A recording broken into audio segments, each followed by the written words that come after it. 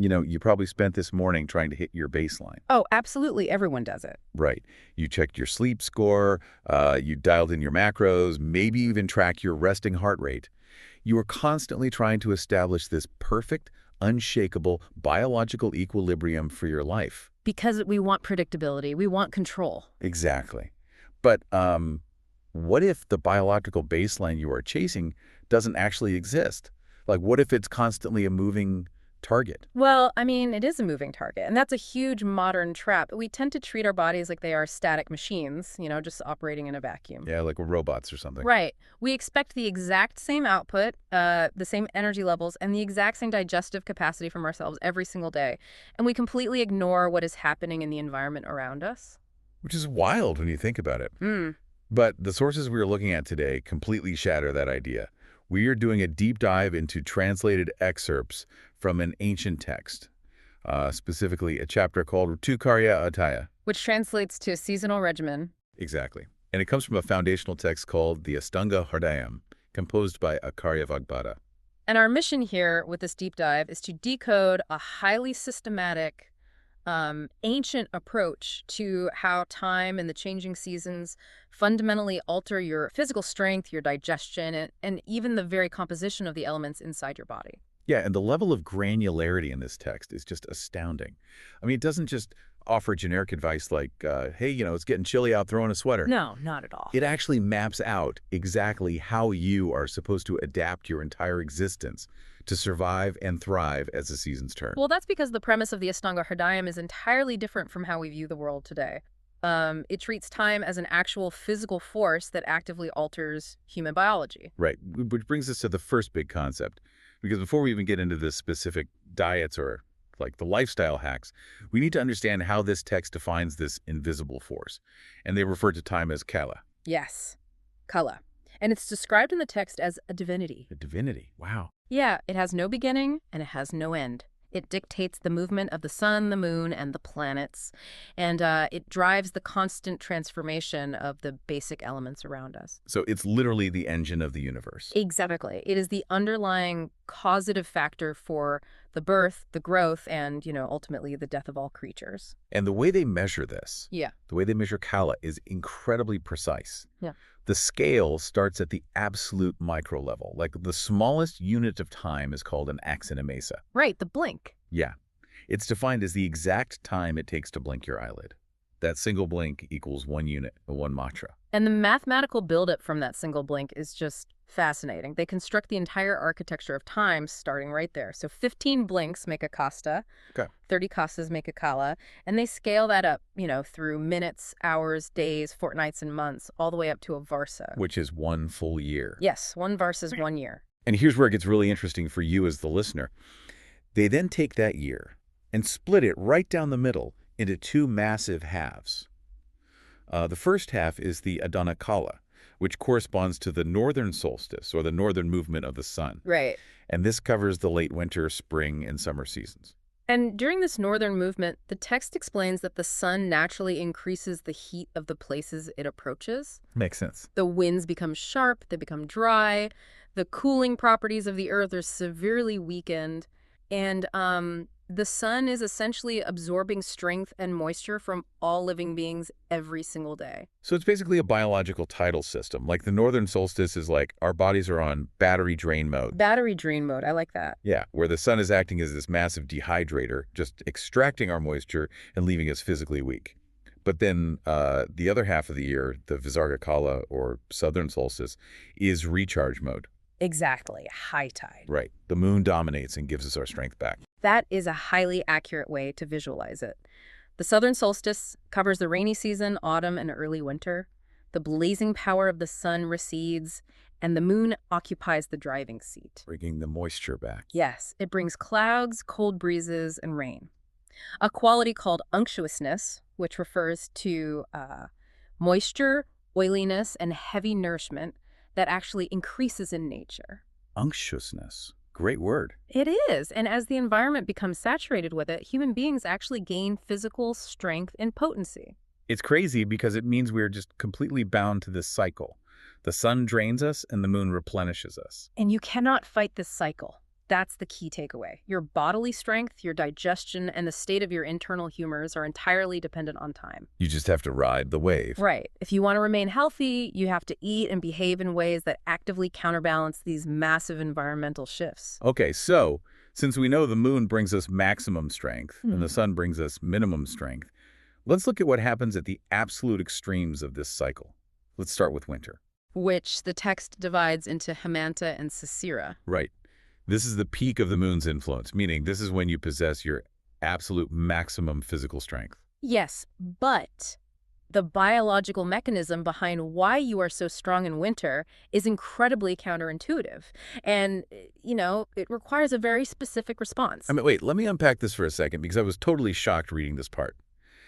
We usually think of winter as a time when we naturally get sluggish. Well, for sure. We want to hibernate. Yeah, we want to sit on the couch in a blanket and do nothing. Yeah. But this text claims our digestive fire is actually at its absolute strongest during the coldest, darkest months. It really is. It's like our body turns into an insulated house.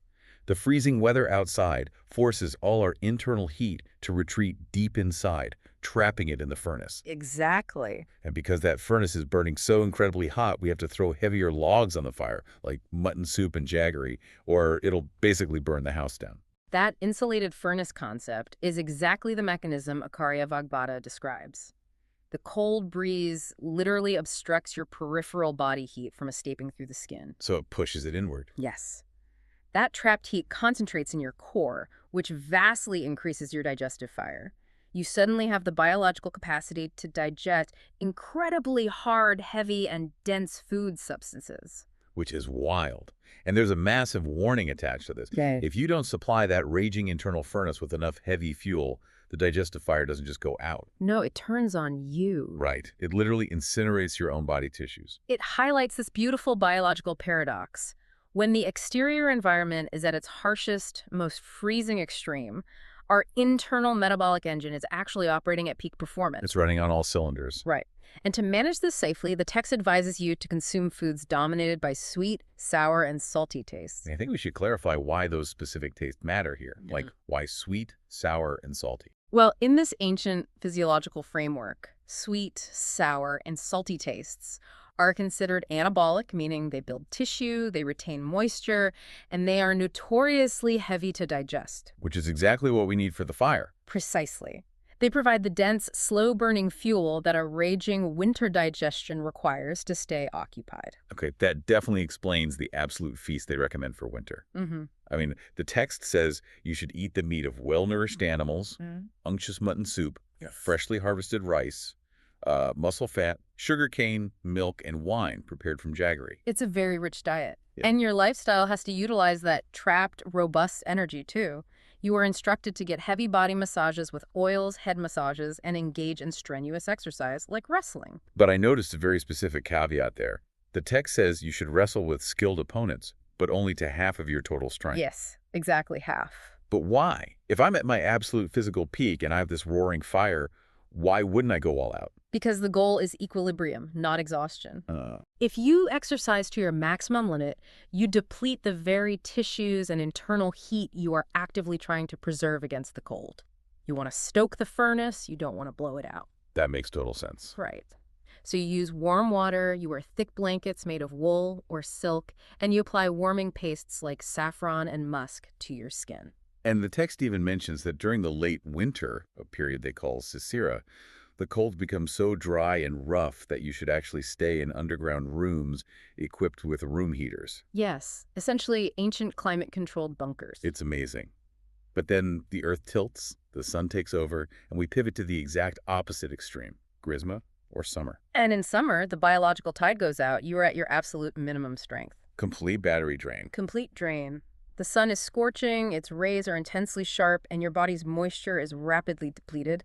The heavy, unctuous qualities of winter are completely gone. So the winter furnace is just shut down. Yeah. No more heavy logs on the fire. None at all.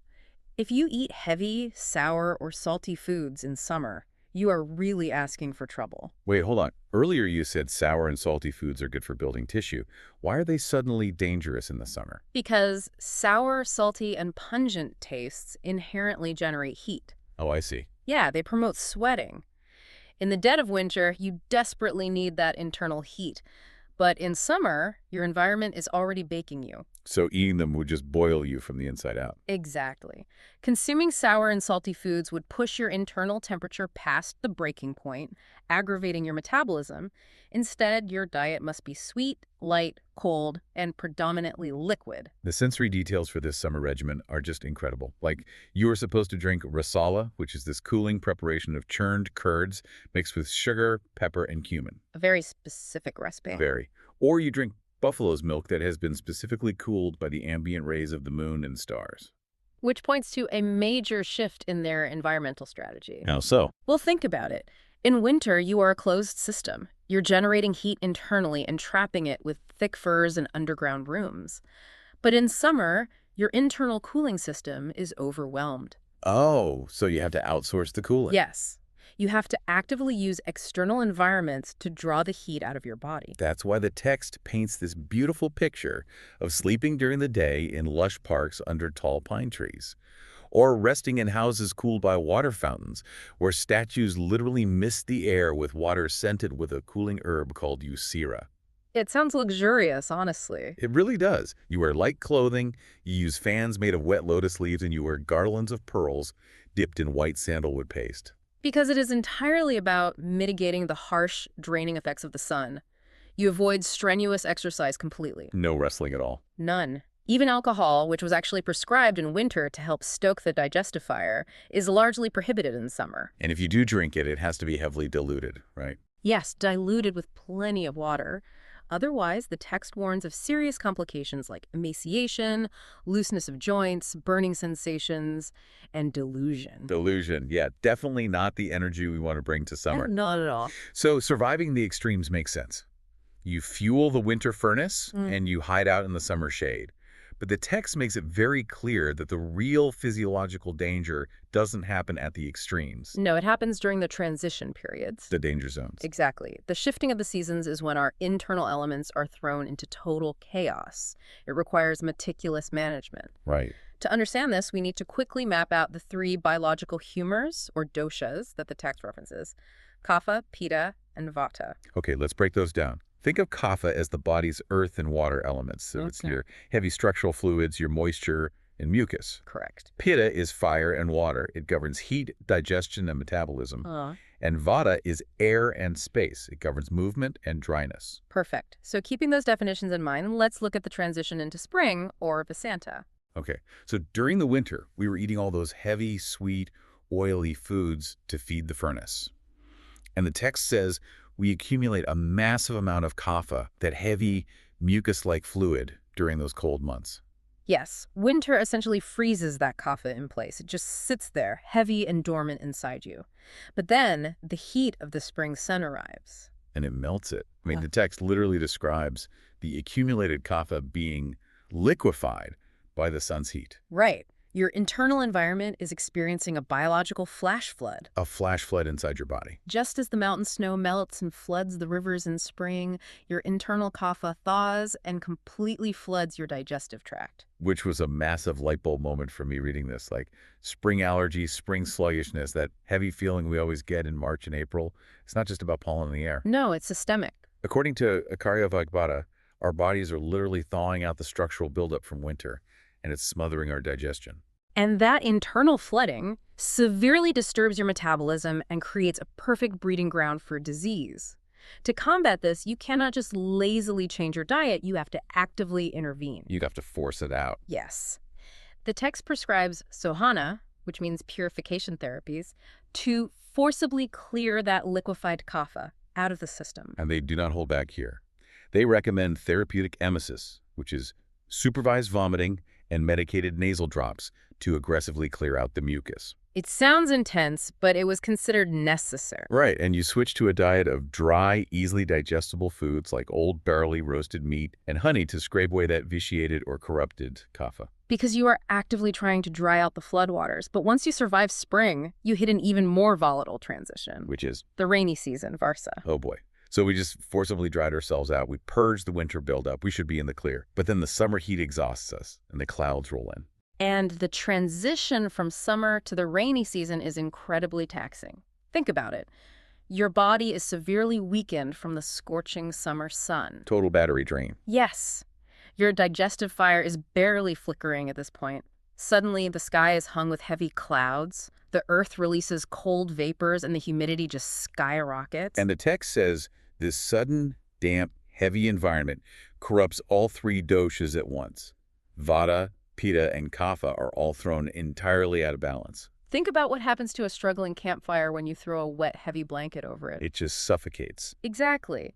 That is what the humidity of the rainy season does to your already exhausted digestive fire. You have an incredibly fragile system trying to operate in a damp, corrupting environment. And to protect that fragile system, the text insists you drink boiled water or clean rainwater. You must use honey in your diet, and you absolutely must avoid sleeping in the daytime, drinking river water, or even walking barefoot on the damp earth. And do you know why they emphasize honey so much there? To dry things out.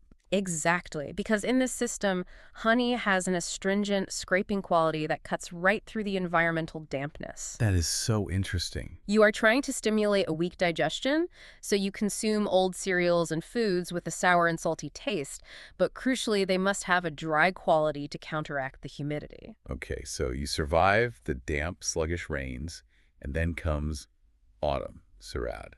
The clouds finally part, the cold rain stops, and the hot sun comes blazing back out. Which creates a brand new biological crisis. Let me guess. We've spent months soaking in humidity, building up a waterlogged system, and now we are suddenly throwing that wet system into a hot oven. That is exactly it. During the rainy season, your body became accustomed to cold and dampness, and it naturally accumulated pitta, that metabolic fire, in a dormant state. So it's just sitting there waiting. Yes, and when the intense autumn sun suddenly hits your body, it rapidly heats up that accumulated pitta.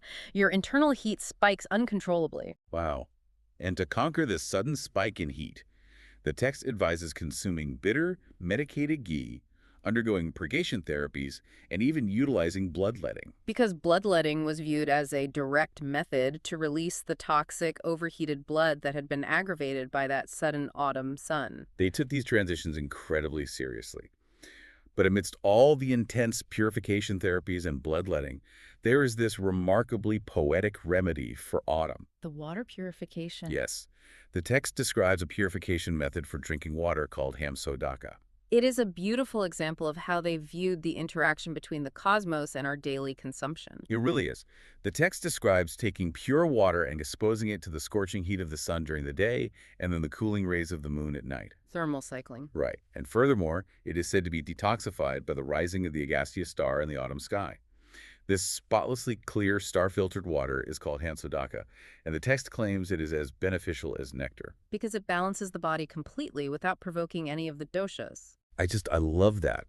People today are spending thousands of dollars on reverse osmosis machines and ionized water filters to optimize their hydration. And thousands of years ago, they were meticulously filtering their water with moonlight and starlight. It speaks to the incredible depth of their observation. But, it does raise a practical challenge for us. What's that? Well, we've talked about eating heavy mutton soup, undergoing vomiting therapies, and drinking star-cooled water. How does a person safely execute these massive shifts without putting their body into total metabolic shock? Right, because if I radically and completely upended my diet every 2 or 3 months, wouldn't that just destroy my gut microbiome? It absolutely would, which is why the text provides a highly calculated blueprint for how to pivot safely. The art of the pivot. Exactly. It's never about sudden, jarring changes. It's about proportion. A great example of this is how they handle the 6 tastes. Okay, the text identifies 6 primary tastes, right? Sweet, sour, salty, bitter, pungent, and astringent. Correct. And to maintain baseline equilibrium, the text explicitly states that you must consume all 6 tastes every single day. Every day. Every day. You never eliminate a taste completely. Wait, really? So even in summer, when you are supposed to strongly avoid sour and salty foods, you still have a tiny amount of them? Yes. What shifts seasonally is the ratio and the prominence of the tastes, not their sheer existence. Ah, I see. In winter, you heavily favor sweet, sour, and salty to build tissue and trap heat. In spring, as you try to dry out the internal flood of kapha, you heavily favor bitter, pungent, and astringent tastes. You are always just subtly adjusting the weights on the scale. And they also have this incredible biological hack to help with the transitions. Yeah. It involves a specific medicinal plant called Ṛtucaryā. Yes, Haritaki. The text says you can take this one plant year-round to prevent disease, but you have to alter something called the anupana. Right. The anupana is the vehicle or the substance that a medicine is consumed with. Okay. The ancient physicians understood that the vehicle dictates how the active ingredient behaves in the body. So by changing the anupana, you change how the Haritaki interacts with your shifting seasonal biology. Let me give an example of that. In the heavy, damp, rainy season, you take the haritaki with rock salt. Because rock salt cuts through dampness and stimulates the sluggish digestion caused by the humidity. Right. And then in autumn, when your internal heat is spiking, you take it with sugar to cool the system down. Exactly. In early winter, you take it with dried ginger to stoke the furnace, and in spring, you take it with honey to scrape away that melting kapha. It's like having one master key, but you have to swap out the keychain depending on the weather outside. It is a highly adaptable, perfectly targeted system, but the absolute anchor of this entire philosophy, like the most crucial rule for surviving the seasons, is a concept called Ṛtucaryā, which means the seasonal juncture. So what does this all mean for you, the listener? This Ṛtucaryā is a specific 14-day window. It consists of the final 7 days of the preceding season and the first 7 days of the incoming season. And during these 14 days, you are instructed to gradually, systematically withdraw from the old regimen and slowly adopt the new one. You can't just flip a switch. No, the text explicitly warns that sudden withdrawal from accustomed foods or sudden adoption of unaccustomed foods will immediately lead to disease. Your body simply cannot process the shock. This Ṛtucaryā concept is exactly like driving a car with a manual transmission. How so? Well, you can't be cruising in fourth gear, eating heavy winter foods, and then just violently slam the stick shift into first gear for spring purification. Oh, right. You have to use the clutch. Those 14 days are the clutch. You slowly ease your foot off the winter pedal and gently press down on the spring pedal, matching the RPMs. If you just slam the gears, you'll wreck the engine. That is a brilliant analogy, and it's precisely why the protocol exists. The ultimate goal that Stanga Hardiyam isn't a rigid binary set of rules. But it's not a fad diet. No, it's a fluid, proportionate balancing act that respects the gradual, inevitable momentum of time. You are shifting gears smoothly because the road conditions, the elemental makeup of your own cells, are constantly changing beneath you. It really is an awe-inspiring framework when you step back and look at the whole picture. I mean, we started with the absolute micromeasurement, the blink of an eye, the axina mesa dictating our connection to the cosmos. And we tracked how that relentless march of time forces us to manage an internal winter furnace, how it forces us to navigate the melting biological floodwaters of spring. And how we must protect our fragile digestion from the corrupting dampness of the rainy season. Ṛtucaryā Vagbhata is essentially telling us that true, enduring health isn't about finding one perfect diet or one optimal macro breakdown and just stubbornly sticking to it 365 days a year. Right. It's about recognizing that you are a dynamic ecosystem. True health is synchronizing your inner environment with the cosmic movements of the sun and the moon. It requires acknowledging that you are not separate from nature. You are a biological reflection of it. When the earth dries out, your tissues dry out. When the earth floods, your body floods. But, looking through all these ancient sources leaves you with a really fascinating puzzle. Oh, what's that? Well, the entire premise of the text is that we are at the mercy of time and the seasons, right? And we must constantly adapt our diets to survive what nature does to us. Yes, that's the core philosophy. But then the text explicitly instructs us to build underground rooms with heaters in the late winter to escape the cold. And in the summer, it tells us to sleep by misting water fountains scented with herbs to completely bypass the heat. Oh, I see what you mean. It creates an interesting philosophical friction, doesn't it? It really does. So here is the final question for you to mull over. Does living in harmony with nature mean passively suffering through whatever extreme weather the shifting seasons throw at you? Or does this ancient wisdom actually empower us to aggressively engineer our own microclimates, building our own perfect artificial environments to outsmart the extremes of time itself? Think about that next time you adjust your thermostat.